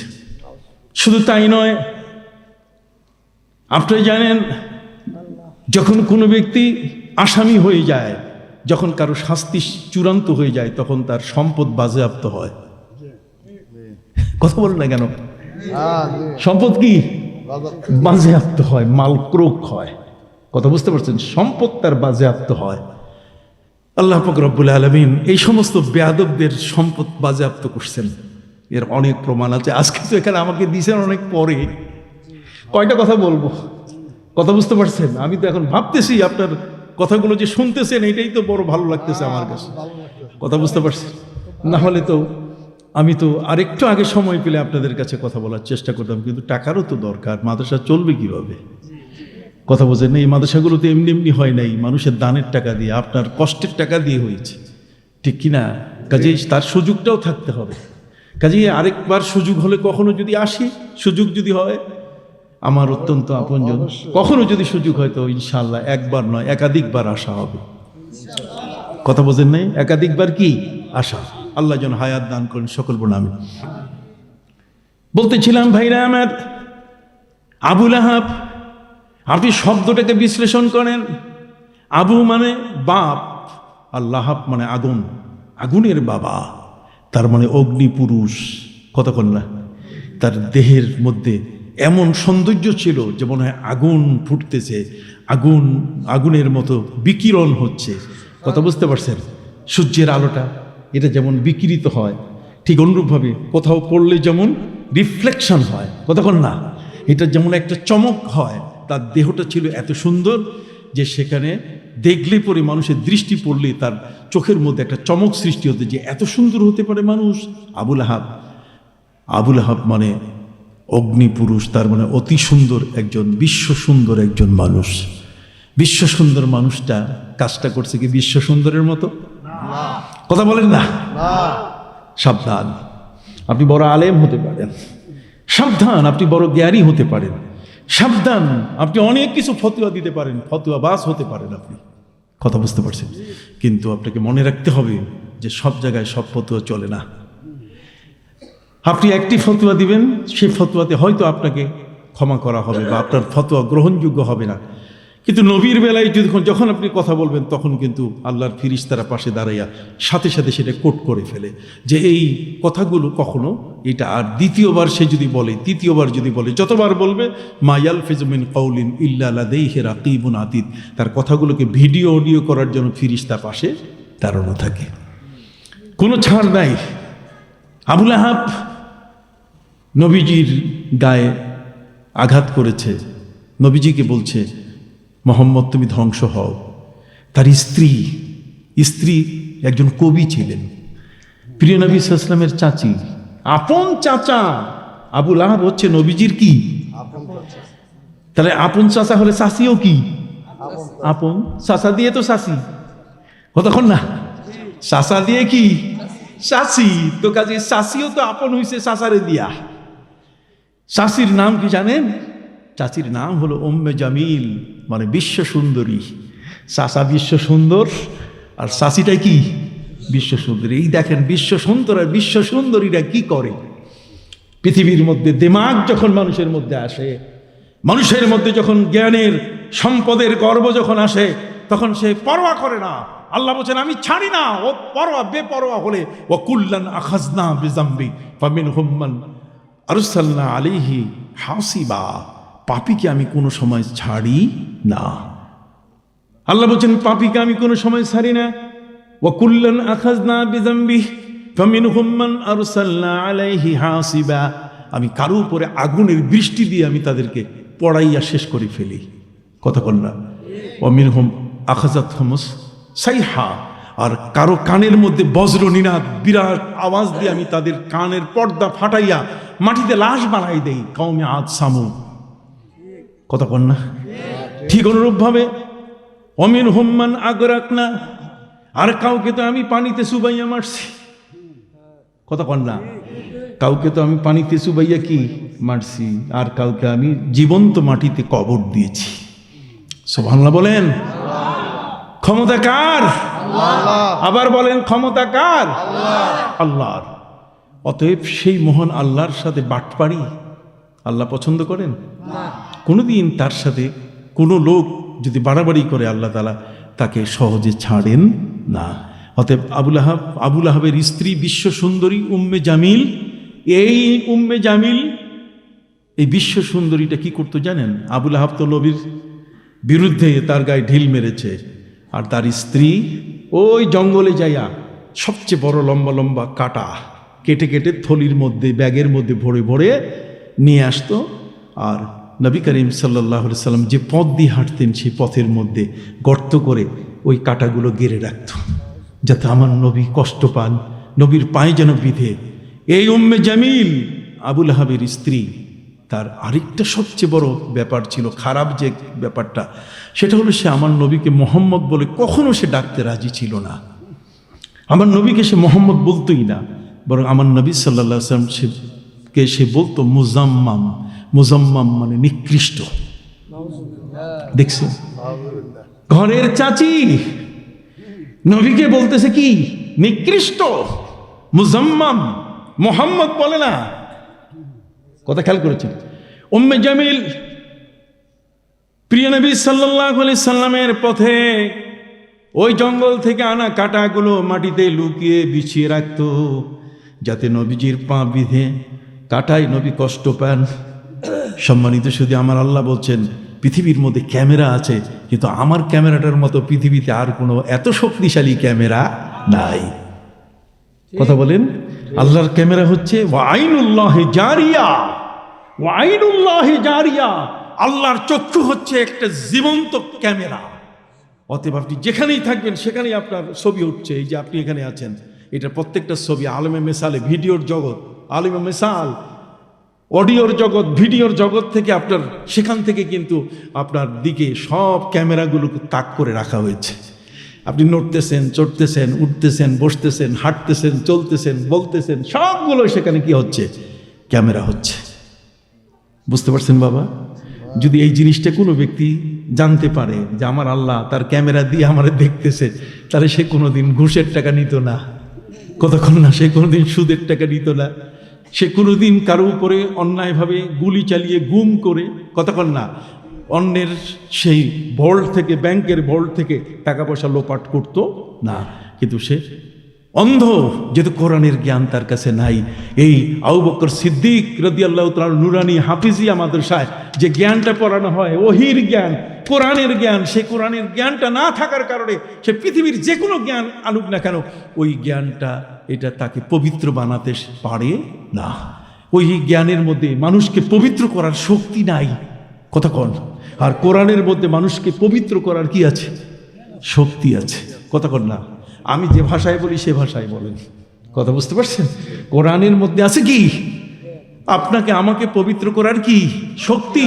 ইন্নাল কোরআন ইয়াহদি লিল্লাতি হিয়া আকওয়াম। অতএব কোরআন আমাকে পরিবর্তন করার শক্তি রাখে। আমি যেমন আছি তেমন না, কোরআনের কাছে গেলে তখন কোরআনের মতো আমি হয়ে যাব। কোরআন আমাকে সেভাবে, কিন্তু পৃথিবীর অন্য কোনো শিক্ষা, পৃথিবীর অন্য কোনো জ্ঞান কোনোদিন আমাকে পরিবর্তন করতে পারে না। কথা বল না? আমার ভিতরে অন্ধত্ব সৃষ্টি করে, আমার মধ্যে অপবিত্রতা নিয়ে আসে, আমার মানসিকতা নষ্ট করে, আমার মন নষ্ট করে দেয়, আমার চিন্তা নষ্ট করে। আমি আর মানুষ থাকি না, আমি হয়ে যাই অমানুষ। সম্মানিত শুধু উম্মে জামিল আবুল আহাবের স্ত্রী, আবুল আহাবের স্ত্রী নবীর পথে কি দিত? কাটা দিত। কি আল্লাহ কি এতে খুশি না বেজার? একটু জোরে বলেন না, আল্লাহ খুশি না বেজার? আল্লাহ বলছেন এখন মামলা হয়ে যাবে। কতক্ষণ না, ট্রাইব্যুনাল এখন বিচার শুরু হবে, এখন আর ছাড়া যাবে না। এই স্বামী স্ত্রী দুইজনকেই ছাড়া যাবে না। অতএব একটা পরিবার যখন নবীর বিরুদ্ধে চলে গেছে, আল্লাহ বলছেন আগে আমি তাদেরকে একটু, এদের ব্যাপারে একটু পদক্ষেপ গ্রহণ করি। আল্লাহ তাআলা পদক্ষেপ গ্রহণ করলেন কি? আবুল আহাব যেহেতু নবীর গায়ে ঢিল মেরেছে, নবীকে বলছে তাব্বাল্লাকা ইয়া মুহাম্মদ, মুহাম্মদ সাল্লাল্লাহু আলাইহি সাল্লাম আপনি ধ্বংস হন, তুমি ধ্বংস হও। আল্লাহ বলছেন আমার নবী ধ্বংস হবে, আর তুমি ঠ্যাঙ্গের উপরে পা রাখা পৃথিবীর মধ্যে রাজত্ব করবে, মোড়লি করবে, হবে না। আল্লাহ বলছেন তোমার দুহাত, তার মানে তোমার সবকিছু ধ্বংস হয়ে যাবে। আল্লাহু আকবার। নবীর সাথে বেয়াদবি আল্লাহ কখনো, তিনটে বিষয়ে কোনো কম্প্রোমাইজ নাই। মনে আসে কিনা? কয়টা? তিনটা। একটা হলো আল্লাহর সাথে যদি কি করে? শিরক করে। আপনি মাজারে যাইয়া সেজদা করবেন, হবে না। মা ইয়ামবাগি লিবাশারিন আন ইয়াসজুদা লিবাশারিন ওয়ালাউ সালুহা লা আমারতুল মারআতা আন তাসজুদা লিজাওজিহা। নবী করিম সাল্লাল্লাহু আলাইহি ওয়াসাল্লাম বলছেন কোনো মানুষ কোনো মানুষকে সেজদা করবে না। যদি এটা বৈধ হতো তাহলে নবীজি বলছেন তাহলে নারীদেরকে বলা হতো তাদের স্বামীকে সেজদা করতে। কথা বুঝতে পারছেন? শরীয়তের মাপকাঠিতে সবাই থাকবেন, শরীয়তের বাইরে যাবেন না, শরীয়তের বাইরে যাওয়ার চেষ্টা করবেন না। আপনি করলেই পাপ পিছলে যাবে। পাপ পিছলে গেলে তখন আর আপনার নিজেকে আপনি উঠাইতে পারবেন না। আপনি পড়ে গেলে আর আপনাকে উঠাবার মতো কোনো লোক আপনার পাশে এসে দাঁড়াবে না। বুঝতে পারছেন বাবা? অতএব আল্লাহ পাক রব্বুল আলামিন এই আবুল আহাবকে প্রাথমিক পর্যায়ে তিনি তাকে একটা রোগ দিয়ে দিলেন, এর নাম হলো তাউন। কি তাউন? তাউনের মধ্যে একটা প্রকার হলো করোনা। এই যে করোনা গেল, যেটা ফুসফুস নষ্ট করে, আর প্লেগ রোগ যেটা তাউন, এটা এমন একটা রোগ যে রোগটা মানুষের গায়ের দেহের গোশতগুলো পচায় ফেলে। অতএব আবুল আহাব নবীর সাথে বেয়াদবি করার কারণে আল্লাহ পাক রব্বুল আলামিন তার গোটা দেহের মধ্যে প্লেগ রোগ দিয়ে দিলেন, যে কারণে গোটা দেহে পচন সৃষ্টি হলো। কি সৃষ্টি হলো? কি কারণে? খাবার ভালো খায় নাই, হ্যাঁ, কি কারণে? কেউ হয়তো তাকে তার দেহের বিপরীত যেটা সে হজম করতে পারবে না এমন কিছু জিনিস খাওয়াই দিছেই নাকি? নবীর গায়ে আঘাত করার কারণে, কথা কন না, নবীকে তুচ্ছ তাচ্ছিল্য করার কারণে আল্লাহ বলছেন তাকে সারা যাবে না। আপনি রোগটা বাইর করবেন তো, কি কারণে সে এই রোগে আক্রান্ত হলো, কারণটা কি? কথা বুঝতে পারছেন? কারণটা তো তার বুঝতে হবে। সম্মানিত সুধী, প্লেগ রোগে গায়ের পচন সৃষ্টি হতে হতে গোটা গোশত যখন শেষ, কথা কর না, শুধু হাড়গুলো ছাড়া কিছু নাই, গ্রামের সব মানুষ এক হয়ে গেছে যে দুর্গন্ধে থাকা যায় না, দেহের এত মানুষের পচা গন্ধ, এটাতে থাকা যায় না। অতএব সম্মানিত সুধী, গ্রামের সব মানুষ বললো যে এর এখন মরুভূমির কোনো একটা বালুময় জায়গায় সেখানে ফেলে দিয়ে চলে আসি, একে রাখা যাবে না। সম্মানিত সুধী, সবাই তাকে মরুভূমিতে ফেলে দিয়ে আসলো। কি করুণ পরিণতি! আল্লাহু আকবার, আল্লাহু আকবার, আল্লাহু আকবার! কত বড় কঠিন শাস্তি। এখন বাকি আছে কোনটা? ওই যে বউটা, কন্যা, এই পেতনিটা আমার নবীর পথে কি দিত? কাটা দিত। আল্লাহ বলছেন সে ছিল আবুল আহাবের স্ত্রী, তার মানে খাদেম খোদ্দামের অভাব ছিল না। আমি আস্তে আস্তে খাদেম খোদ্দামদের সরাই দিলাম, তার মানে স্বামী নাই, স্বামীটা যখন মরে গেল তখন তার উপার্জন কমে গেল, আস্তে আস্তে সে ফকিন্নির বাচ্চা হওয়া শুরু করলো। তখন সে আস্তে আস্তে একের পর এক বলে যে টাকা নেই, পয়সা নেই, আর তোমাকে রাখার সুযোগ নেই, তুমি যাও, তুমি সরো। এইভাবে হতে হতে তার যত খাদেম খোদ্দাম, তার মাথার চুল সিতি করার জন্য, কতক্ষণ না, আঁচিড়িয়ে দেওয়ার জন্য, তার পায়ের জুতা, শু, মোজা সব কিছু পরাই দেওয়ার জন্য যারা খাদেম ছিল সব আস্তে আস্তে কি সরে গেল। কি কারণে? যে তার গায়ের থেকে দুর্গন্ধ বের হচ্ছে। এতে বিশ্ব সুন্দরী, কথা কন না, বেয়াদবি করেছে কার সাথে? আপনারা বলতেছেন না মন খুলে, নবীর সাথে। কার সাথে বেয়াদবি? আমার প্রিয় রাসূল, আমার প্রিয় নবী মুহাম্মদুর রাসূলুল্লাহ সাল্লাল্লাহু আলাইহি সাল্লামের সাথে। এই জন্য আল্লাহ তাআলা এটা কোনো মতেই এটা মেনে নেন নাই, নগদ, কথা বুঝেন নাই। আল্লাহ বলছে লাআনাহুমুল্লাহু ফিদ দুনিয়া, আল্লাহ বলছেন পৃথিবীতেই আমি ছাড়ি না, আখেরাত তো আছেই, ওইখানে তো আমি তার শ্বশুরের সামনে পিটাবো, কথা কন না, ওইখানে তো আমি তার স্ত্রীর সামনে তাকে পিটাবো, তাতে সে অপমান বোধ করবে যে না, আরে আমার আজকে ইজ্জত তো সব 12টা। আপনি কি বুঝতে পেরেছেন? সম্মানিত শুধু খুব সংক্ষিপ্তভাবে আপনাদের কাছে বলতে চাই, আল্লাহ পাক রব্বুল আলামিন শাস্তি শুরু করে দিলেন, তার মাল ক্রোক শুরু হয়ে গেল, এখন আর সম্পদ কিছুই নেই, কথা বুঝতে পারছেন?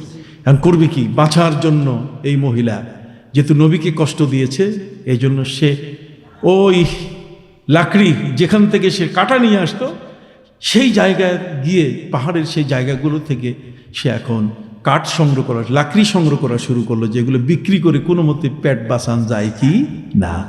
যেই পাহাড় থেকে সে কাটা আনতো, আর সেই পাহাড়ে এখন জীবন বাঁচানোর জন্য কি লাকড়ি আনতেছে। কেন? পাগলের মনে সুখ, এই কারণে না নবীর সাথে বেয়াদবি? হাত উঁচু করে আরেকবার আল্লাহর কাছে দেখান, কার সাথে বেয়াদবি? আল্লাহ বলছেন এই বেয়াদবগুলোকে আমি কখনো ছাড়ি না, কোনো কম্প্রোমাইজ নেই। খেয়াল করছেন কথাটা? শেষ পর্যন্ত আল্লাহ পাক রব্বুল আলামিন তিনি সিদ্ধান্ত নিয়ে নিলেন যে নবীর সাথে বেয়াদবি যখন করছে, কাজে তাকে ফাঁসিতে ঝুলাইতে হবে।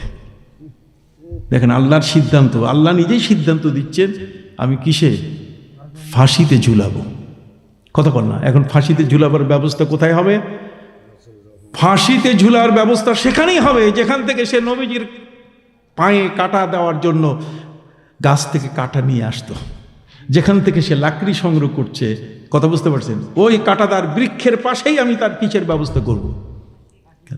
সম্মানিত সুধী, এই নারী, এই উম্মে জামিল বিশ্ব সুন্দরী এখন বিশ্ব ফকিরনি হয়ে গেল, কথা বল না, বিশ্ব সুন্দরী আর নাই, হয়ে গেছে কি বিশ্ব ফকিরনি। আমার কথা বুঝেন? তাহলে ইয়া নবী সালাম আলাইকা কমর সোজা হবে না বাঁকা? কতক্ষণ না কবর সোজা হবে না বাঁকা, একেবারে সোজা। ইয়া নবী সালাম আলাইকুম, আমার নবীকে সালাম দিই, তুমি ফতোয়া দিয়ে তোমার মতে তোমার জায়গায় থাকো। কথা বোঝেন নাই? তোমার ফতোয়াকে আমি পরোয়া করি না। কেন? আল্লাহ বলছেন যে ওয়াসাল্লু আলাইহি ওয়াসাল্লিমু তাসলিমা, নবীকে সম্মানের সাথে সালাম দাও। কথা বুঝতে পারছেন? জাতীয় পতাকা উঠাবার সময় কেউ বলে না, তারপরও আমার সোনার বাংলা দাঁড়াই দাঁড়াই। কতক্ষণ না চেয়ারম্যান সাহেব আসে দাঁড়াই যান, এমপি সাহেব আসে দাঁড়াই যান, মন্ত্রী সাহেব আসে দাঁড়াই যান, আর আমার নবীর নাম আসলে আপনার সেখানে কুতকুত শুরু হয়। কতক্ষণ না এখানে গিয়ে তখন আপনার অবস্থা, আপনি তখন ফতুয়াবাজ হয়ে যান। তখন আপনার মুখ, আপনার ভাষা, আপনার শব্দগুলো তখন এমন যে যেগুলোতে পৃথিবীর মানুষ আর আপনাকে সম্মান করতে চায় না। আপনি একটা পচা ডিমের মতো হয়ে যান। কি বলেন, ঠিক কিনা? আপনার মূল্য আর থাকে না। সম্মানিত সুদী, এই উম্মে জামিল, সেই উম্মে জামিলের আল্লাহ মাল ক্রোপ করলেন, সম্পদ বাজেয়াপ্ত করে দিলেন। এখন সে ফকিন্নির বাচ্চা হয়ে গেল, খাইয়া বাঁচবে কি? অতএব ওই পাহাড়ের ওখান থেকে লাকড়ি কেটে আল্লাহ বলছেন আমি তার মাথার উপরে লাকড়ির বোঝা দিয়ে দিলাম। দেখেন যে বিশ্ব সুন্দরী, শত শত যার খাদেম ছিল, যার জুতা সোজা করার জন্য, যার মাথা আশ্রয় দেওয়ার জন্য খাদেম খোদ্দামা সবসময় কি পাশে। কথা কন। আর তাকে আল্লাহ তাআলা এখন কি বানালেন? ফকিন্নির বাচ্চা, মাথার মধ্যে লাকড়ি উঠাই দিয়া, লাকড়ির বোঝা উঠাই দিয়া মানুষের বাড়িতে বাড়িতে ঘুরানো শুরু করলেন। আপনারা জানেন শহরের মধ্যে ছাই বিক্রি হয়, হয় কি না? এখানে তো আপনারা 90% মানুষ ঢাকায় থাকেন। আপনারা কি বলেন, ঠিক না? নাগরপুরের মানুষ 90% মানুষ আপনারা কোথায় থাকেন? ঢাকায় থাকেন। আপনারা বাংলা বাজারে সবচেয়ে বেশি, আপনাদের আস্তানা। কি বলেন, ঠিক না? সম্মানিত সুধী, আমরা যারা আছি, এই উম্মে জামিলের মতো একজন মহিলা, সেই মহিলাকে আল্লাহ পাক রব্বুল আলামিন তার মাল ক্রোক করে সম্পদ তার হাতছাড়া করে দিলেন। এখন আর সম্পদ নাই, টাকা নাই, পয়সা নেই, কিচ্ছু নাই, ফকিন্নির বাচ্চা। তারপরও নবীর সাথে যেহেতু বেয়াদবি করেছে, এই জন্য আল্লাহ বলছেন আমি তাকে অপমান করতে একটু বাদ দিব না। তার মাথার উপরে কি দিলেন? লাকড়ির বোঝা। ওই ছাই বিক্রি করে, যেমন শহরের গলিতে অলিতে গলিতে ছাই নিবেন, কেউ ছাই নিবেন, ওই 10 তলার মানুষটা দেখে এই দাঁড়া ছাই নেব। অতএব আল্লাহ বলছেন হাম্মালাতাল হাতাব। হাম্মালা শব্দের অর্থ পরিবহন। এই যে দেখেন আপনার রংপুর, দিনাজপুর এগুলো থেকে যখন বাসগুলো আসে, এগুলোর ছাদের উপরে কিন্তু মুরগির খাসা থাকে। কথা কয় না কেন? মুরগির কি খাসা? তো পেটের মধ্যে ভিতরে থাকে মানুষ, আর মাথার উপরে কি চান্দি। বোঝেন চান্দি? হ্যাঁ, চান্দি পূজার কথা বোঝেন নাই? মাথার উপরে যে চান্দি আছে তার মানে ছাদ, ছাদের উপরে কি মুরগির খাসা। আল্লাহ তাআলা তাকে এমন করে দিলেন হাম্মালা। এই জন্য এই বাসগুলোর আরবি হচ্ছে হাম্মালা, মানে পরিবহন। হাম্মালা শব্দের অর্থ কি? পরিবহন। তো কোরআনের সূরায় এই লাহাবের মধ্যে আল্লাহ তাআলা হাম্মালা শব্দ ব্যবহার করছে। আল্লাহ বলছেন মা আদনা আনহু মালুহু ওয়া মা কাসাব, তার অর্জিত সম্পদ, কতক্ষণ না তার সম্পদ, মা আদনা আনহু মালুহু, কথা বুঝে গেছে, ওয়া মা কাসাব, যা উপার্জন করেছে আর কোনোটাই তাকে রক্ষা করতে পারেনি। কারণ আমার নবীর সাথে কি করছে? বেয়াদবি করছে। কথা বুঝে গেছে। সাইয়াসলা নারান যাতা লাহাবি ওয়া ইমরাআতু, আমি জাহান্নামের দ্বার প্রান্তে তাকে এবং তার স্ত্রীকে পৌঁছাই দিয়েছি। আর হাম্মালাতাল হাতাব, হাম্মালা মানে পরিবহন, মাথাটাকে ওই মুরগির খাসা, তার মানে লাকড়ির বোঝা তার মাথায় উঠাই দিছে। আর বাড়িতে বাড়িতে ঘুরে ঘুরে সে অলিতে গলিতে বলছে লাকড়ি নিবেন কেউ, লাকড়ি নিবেন কেউ। ছাদের উপর থেকে দোতলা, 3 তলা, 5 তলা থেকে দিয়ে বলো কিরে, এটা তো সেদিন ছিল পৃথিবীর বিশ্ব সুন্দরী। কথা বলেন না? সেদিন তো তার খাদেম খোদ্দাম, টাকা পয়সা, অর্থ সম্পদ কোনো কিছুর অভাব ছিল না, আর আজকে সে মিসকিন ফকিন্নির বাচ্চা হয়ে গেল। আল্লাহ বলছেন আমি হাম্মালাতাল হাতাব। শুধু তাই নয়, এবার আমি সিদ্ধান্ত নিলাম শুধু মাথার মধ্যে নবীর সাথে বেয়াদবি করার কারণে লাকড়ি বোঝা চাপিয়ে দিয়েছি, চা নয়, বরং আমি তার এখন ফাঁসি দিব, ফিনিশিং দিয়ে দেব। হাম্মালাতাল হাতাব ফিজি দেহা, ফিজি দেহা, তার গলার মধ্যে হাবলুন, রশি লাগাই দিলাম আমি, কথা কর না, যাতে করে সে ঝুলে মরে। সুবহানাল্লাহ বলেন। সুবহানাল্লাহ। আল্লাহ বলছেন আমি 3টে বিষয় কম্প্রোমাইজ করি না। এই দ্বিতীয়টা বললাম। সম্মানিত শুধু এখন কিভাবে তার ফাঁসি কার্যকর হচ্ছে, আল্লাহ তাআলা হযরত আজরাইলকে বললেন, আজরাইল আজকে কিন্তু একটা প্লান্টি শট দিতে হবে। প্লান্টি শট বুঝেন? এক শটে গোল। কথা বুঝেন নাই? প্লান্টি শট বলে একটা শট দিলে কি গোল। অতএব আজরাইল বলছেন যে আল্লাহ আজকে কার মৃত্যু কার্যকর করতে হবে, কয় সাধারণ মৃত্যু নয়, ফাঁসিতে ঝুলাতে হবে। আর সেটা হলো এই উম্মে জামিল আমার নবীর সাথে বেয়াদবি করেছে। অতএব কাটা আনার জন্য যেই থলিটা সে ব্যবহার করত, ওই থলিটাতেই সে লাকড়ি নিয়ে আসে, এইটা সহসে পাহাড়ে উঠছে। অতএব আপনার যদি কেউ দার্জিলিং গিয়ে থাকেন, কথা কন না, দার্জিলিং গেলে থাকলে উপর থেকে পাহাড়ের নিচুটা কত নিচে, ভয়ে কলিজা কাঁপিয়ে উঠে। সম্মানিত শুধু আল্লাহর পক্ষ থেকে আল্লাহ বলে দিলেন, আজরাইল এখানে সে উঠেছে এবং আমি তার চোখে ঘুম ঘুম ভাব দিয়ে দিলাম।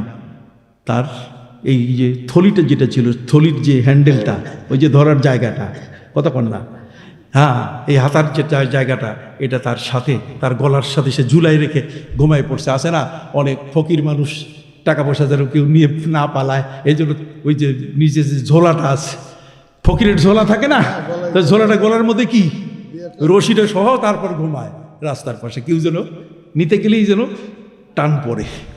কথা বোঝেন নি? সে ওই থলির হাতার জায়গা যা গলার মধ্যে রেখে ঘুমিয়ে পড়ছিল। আল্লাহ বলছেন এখন প্লান্টি শট লাগাও। এক প্লান্টি শটে ঘুমন্ত অবস্থায় পাহাড়ের উপর থেকে নিচে গড়িয়ে গড়িয়ে পড়া শুরু করলো। ঠিক এই অবস্থায় তার এই যে থলিটা একটা চৌকা পাথরের মধ্যে লেগে অটোমেটিক ফাঁসি হয়ে গেল। আল্লাহ বলছেন ফিজি দেহা হাবলুম মিন মাসাদ। তো নবীর সাথে যদি বেয়াদবি করে তাহলে আল্লাহ তাআলা পৃথিবীতে তার কি শাস্তি তাও দেখাই দিলেন। সুবহানাল্লাহ বলেন। 3 নম্বরটা আগামী বছর না আজকে? আজকেই বলতে হবে 3 নম্বরটা। আর সেটা তো আছে ভাই, এই যে আরেকটা বাকি, হ্যাঁ এবছরই হবে। আর সেটাও যদি আমার অলিদের সাথে, আমার বন্ধুদের সাথে, পীর অলিদের সাথে যদি কেউ বেয়াদবি করে, যারা এদেশে ইসলাম নিয়ে এসছেন, আল্লাহ বলছেন আমি ফাআযানতুহু বিল হারব, আমি নিজেই যুদ্ধে নেমে যাই। কতক্ষণ না মান আদ আলী ওয়ালিয়ান ফাকাদ আযানতুহু বিল হারব। যদি আমার অলির সাথে কোনো বন্ধুর সাথে কেউ বেয়াদবি করে তাহলে আমি কি করি? আমি কিন্তু তার সাথে যুদ্ধে নেমে যাই। আজকে কি হচ্ছে? মাজার ভাঙ্গা হচ্ছে, কতক্ষণ অলিদেরকে অপমান করা হচ্ছে, আল্লাহর বন্ধুদেরকে তুচ্ছ তাচ্ছিল্য করা হচ্ছে, কত রকম বাজে কারবার করা হচ্ছে। আল্লাহ বলছেন আমি কিন্তু ছাড়ব না। ইজা জুলজিলাতিল আরদু জিলজালাহা। মাত্র 16 ঘন্টার মধ্যে 5 বার ভূমিকম্প। কতক্ষণ? একটা দেশের মধ্যে কত বড় কঠিন মহাদুর্যোগের সতর্কবাণী। হ্যাঁ, যে তোমাকে সোজা করতে তোমার বড় বড় বিল্ডিংগুলো কিন্তু আমি তেলতেলাইয়া নৌকার মতো ভাষাই দিছি। কতক্ষণ না খালি কখনো এখানে, কখনো এদিকে, কখনো এদিকে গড়াইতেছে। ইজা জুলজিলাতিল আরদু জিলজালাহা। খবরদার, আমি আল্লাহর সাথে কোনোদিন তুমি সীমা লঙ্ঘন করে আগাতে পারবে না। কথা বুঝতে পারছেন? আমি যা করি, যা বলি তাই হয়। ফাআলুল লিমা ইউরিদ, যা বলি সেটাই হয়। অতএব সম্মানিত শুধু নবীজির ক্ষেত্রে কোনো আপোষ আল্লাহ করেন না। তিনি হচ্ছেন আল্লাহর সৃষ্টির মূল মধ্যমণি। তিনি হচ্ছেন পৃথিবীর সাবজেক্ট অ্যান্ড প্রিডিকেট। কথা কন না? একটা উদ্দেশ্য আর একটা বিধেয়। উদ্দেশ্য, আল্লাহর উদ্দেশ্য হলো আমার নবী। অতএব নবীকে নিয়ে থাকবেন, দুনিয়ার সব আপনার জন্য খোলা, আপনার রিজেক খুলে যাবে, আপনার সম্মান বেড়ে যাবে। কথা কন না? আপনি নবীকে তাজিম করবেন। ওয়ামান ইউআযযিম শাআইরাল্লাহ ফাইন্নাহা মিন তাকওয়াল কুলুব। সুবহানাল্লাহ বলেন। আল্লাহর নিদর্শনগুলোকে সম্মান করবেন। আল্লাহর নিদর্শন কাবা ঘর, এটাকে যদি অপমান করেন তাহলে আপনি উল্টা বিপদে পড়বেন। নবীকে অসম্মান করলে আপনি উল্টা বিপদে পড়বেন। ঠিক আছে? অতএব যারা নবীকে তার বাড়ির পিছন থেকে ইয়া মুহাম্মদ বলে ডাকতেছে, আল্লাহ বলছেন এটা ব্যাককলের গোষ্ঠী। ইন্নাল্লাযীনা ইউনাদুনাকা মিন ওয়ারাইল হুজুরাত আকসারুহুম লা ইয়াকিলুন। এদের আকল বলতে গেলে কিছু নাই। ওয়ালাউ আন্নাহুম সাবারু হাত্তা তাখরুজা ইলাইহিম লাকানা খায়রাল লাহুম। যদি এরা অপেক্ষা করতো নবী আপনার জন্য তাহলে সবচেয়ে ভালো হতো, কিন্তু যেহেতু নাম ধরে ডাকছে এই জন্য আমি বলছি এরা বেআক্কল। কথা কি বুঝতে পারছেন? অতএব সম্মানিত শুধু নবীর সাথে কোনো ধরনের কোনো অবস্থাতেই তার সাথে বেয়াদবি করা যাবে না। যে কথাটি বলতেছিলাম যে কোরআনের তেলাওয়াত, কথা কন না? পৃথিবীর মধ্যে সবচেয়ে সুন্দর আওয়াজ হলো কোরআনের আওয়াজ। সুবহানাল্লাহ কন না কেন? পৃথিবীতে কোরআনের চেয়ে এত সুন্দর আওয়াজ পৃথিবীর মধ্যে আর হয় না। কোনো গান বাজনা তবলা, কোনো ভাওয়াইয়া ভাটিয়ালি লোকসঙ্গীত, কোনো রবীন্দ্র, কোনো নজরুল সঙ্গীত, কোনোটাই তার পাশে যাওয়ার শক্তি রাখে না। অতএব ওয়াশিংটন ডিসিতে বসে ধর্মগ্রন্থের শুরু হয়ে গেল। কিন্তু সম্মানিত সুধী, প্রত্যেক ধর্মের পাঠক যারা তাদের ধর্মগ্রন্থ পাঠ করলেন, কিন্তু সেটা 3 থেকে 4 মিনিটের বেশি কেউ আগাতে পারে নাই। ডাক পড়ল কোরআনের, আর কোরআনের ডাকে আস্তে আস্তে মঞ্চের দিকে এগিয়ে আসতেছিলেন সেই পৃথিবীর সমস্ত মুসলমানের কলিজার স্পন্দন, মিশর বংশোদ্ভূত ব্যক্তি কারি আব্দুস সামাদ বাসেদ, কথা বল না, আব্দুল বাসেদ আব্দুস সামাদ তিনি দাঁড়িয়ে গেলেন। তিনি এসে মঞ্চে যখন আউযুবিল্লাহ বিসমিল্লাহ কত রকমভাবে পড়া যায়, এই পড়ার আর্ট, কথা বল না, একভাবে তা না, কোরআন তো 7 ভাবে নাজিল হয়েছে। উনজিলাল কোরআন আলা সাবআতি আহরুফ, 7 রকমভাবে। আপনি দেখেন না আমাদের বাংলা ভাষা কত রকমভাবে, এই বাংলাদেশের মধ্যে বাংলা ভাষাটাই ব্যবহার হয় প্রায় 46 ভাগে। কয় ভাগে? 30 ভাগে। আমি বলি, তার মানে আমি কই, মুই কই, কতক্ষণ না, কথা বুঝেন না। আপনি চিটাগাঙ্গে যাবেন, আপনি সিলেটে যাবেন, সিলেটে দেখবেন যে বাংলা ভাষা আহত হয়ে গেছে, আর চিটাগাঙ্গে যাবেন বাংলা ভাষা নিহত হয়ে গেছে। তার মানে ও বড্ডা কড্ডে যাস আই তরে হদ্দি, কি বুঝলেন? আবার সিলেটে আপনি যাবেন, সাবকল বক্কা বক্কা সিডনি উন্নি খাইয়া যাবেন, কথা বুঝেন নি? এই যে নাগরি ভাষা, কথা বুঝতে পারছেন? এই বাংলাদেশের মধ্যে বাংলা ভাষাটা কত রকমভাবে বলা হয়। আল্লাহ তাআলা তার নবীর উপরে কোরআন নাজিল করলেন, আর সেটা ওই সময়কালের যারা ছিল তারা 7 ধরনের আরবি ভাষা ব্যবহার করত। অতএব কেউ যেন কোরআন কারো কাছে যেন অবুঝ না থাকে, সবাই যেন কোরআন বুঝতে পারে, এই জন্য পবিত্র কোরআন সেইভাবে আল্লাহ তাআলা নাজিল করলেন। এই জন্য 7 কারি 14 রাবি, 7টা কেরাত আছে। কেরাত কয়টা? 7 ভাবে কেরাত করা যায়, কোরআন পাঠ করা যায় 7 ভাবে। কারি আব্দুস সামাদ আব্দুল বাসেদ তিনি তেলাওয়াত শুরু করলেন, আউযুবিল্লাহ বিসমিল্লাহর মধ্যে 5 মিনিট শেষ। এর কতভাবে তেলাওয়াত করা যায়, কথা বুঝেন নাই? যারা মঞ্চের এতক্ষণ পর্যন্ত এসেছিলেন বিভিন্ন ধর্মের, তারা হাতে লঘু তালি দিচ্ছে আর বলতেছে যে আউযুবিল্লাহ বিসমিল্লাহ তো কোনো সাবজেক্ট ম্যাটার না, বিসমিল্লাহর পরে না কোরআনের তেলাওয়াত।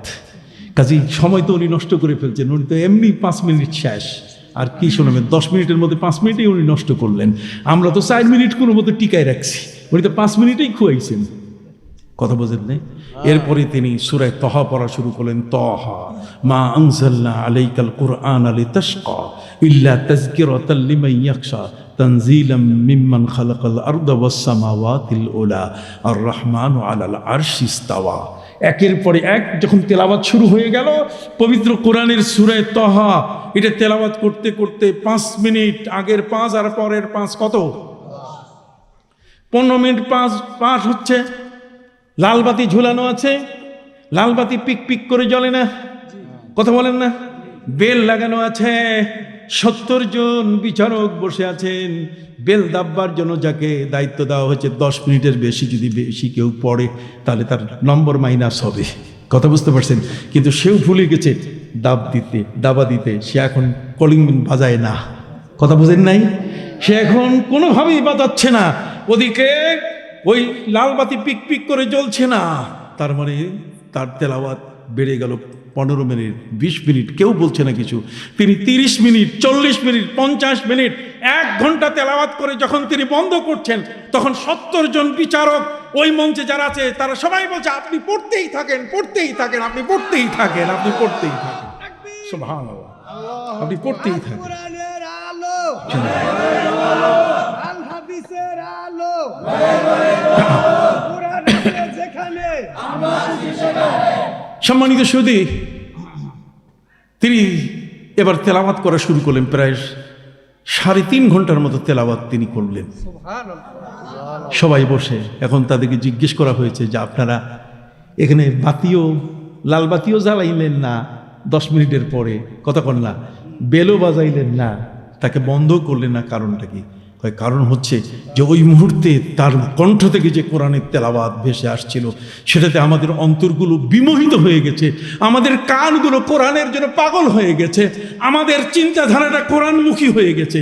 আমরা যারা বসে আছি, সুরের ব্যঞ্জনা আর চমৎকার তেলাওয়াত, তেলাওয়াতের হাইয়েটস, তেলাওয়াতের যে মান, তেলাওয়াতের যে অবস্থান, সেটা এত এত হাই স্টাইলের, যে এত হাই প্রোফাইলের, যে কোনো মতে এটাকে ছোট করে দেখার সুযোগ নাই।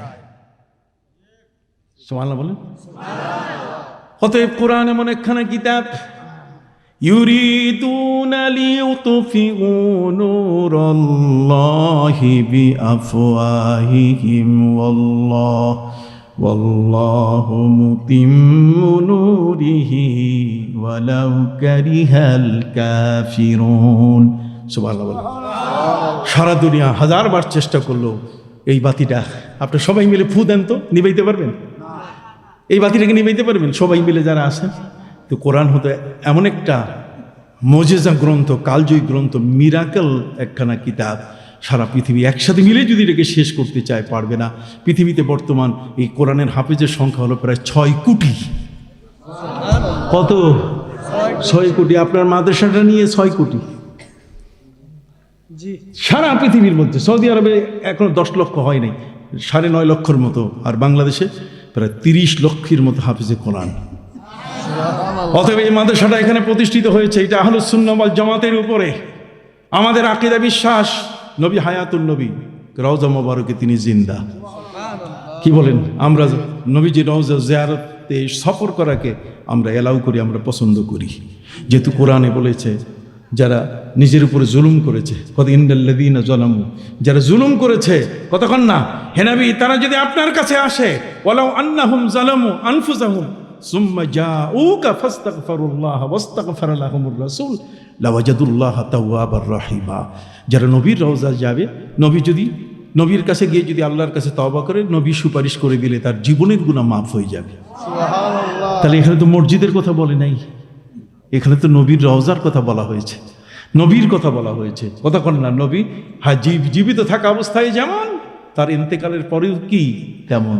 তিনি বলছেন ওয়া হায়াতি ফিকুম খায়রা ওয়া মামাতি ফিকুম খায়রা, আমার জীবিত থাকা তোমাদের মধ্যে যেমন, আমার ইন্তেকালের পরেও আমি তোমাদের কাছে কি তেমন। কতক্ষণ না। অতএব খবরদার, তোমরা কখনো আমাকে তোমাদের চিন্তায় আমাকে ছোট ভেবো না। নবীজি বলছেন আইয়ুকুম মিসলি, কে আছো আমার মত? অসম্ভব, আমার সাথে কাউকে তোমরা তুলনা করো না।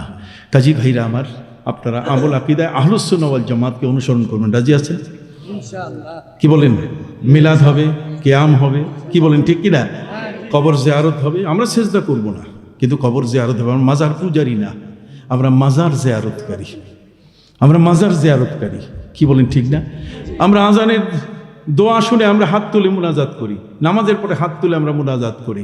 আমরা সূরা ফাতিহা ইমামের পিছনে, আমরা এই সূরা ফাতিহা ইমামের পিছনে পড়ার ক্ষেত্রে তারা বলছে লা সালাতা ইল্লা বিফাতিহাতিল কিতাব, তারা বলছে ইমামের পিছনে সূরা ফাতিহা না পড়লে নামাজ হবে না। আমরা বলছি না, নবী করিম সাল্লাল্লাহু আলাইহি ওয়াসাল্লাম বলেছেন মান কানা লাহু ইমাম ফাকিরাতুল ইমামি কিরাতুল লাহুম, যার ইমাম আছে ইমামের কেরাতেই মুক্তাদির কেরাত। ওই যে ইক্তাদাইতুল, উনি যা বলেন ওনার ভাষায়, কিন্তু আরবিটা হলো ইক্তাদাইতু বিহাদাল ইমাম। ইমাম আবু হানিফা রাহমাতুল্লাহি আলাইহি একবার একটা বহসে গেছিলেন, তর্কে, ডিবেট, কথা বুঝতে পারছেন তো? পদ্মা নদীর মতো বিরাট নদী, এটা পার হয়ে পরে বেলা 10টায় যেতে হবে, কিন্তু উনি বিলম্ব করছেন। যাইতে কি হয়েছে? লেট হয়েছে। বলেন না যাইতে কি হয়েছে? তো ওখানে যখন উনি পৌঁছলেন, পৌঁছার পরে এখন সবাই কে বলছেন যে না বহস টস হবে না, উনি 1 ঘন্টা পরে আসছে। উনি কি এখন সবাই মিলে ইমাম আবু হানিফাকে ধরছে, আপনি লেট করলেন কেন, আপনি বলেন, সবাই মিলে ধরছে। উনি বলেন যে দেখেন, আপনারা এতগুলো মানুষ কথা বলতেছেন, আপনার একজন আমার সাথে কথা বলেন, তারপর আমি কি উত্তর দিই এটা শুনেন। তো সবাই বলছে সবাই থামো, চুপ থাকেন সবাই, আমরা একজন তার সাথে কথা বলি।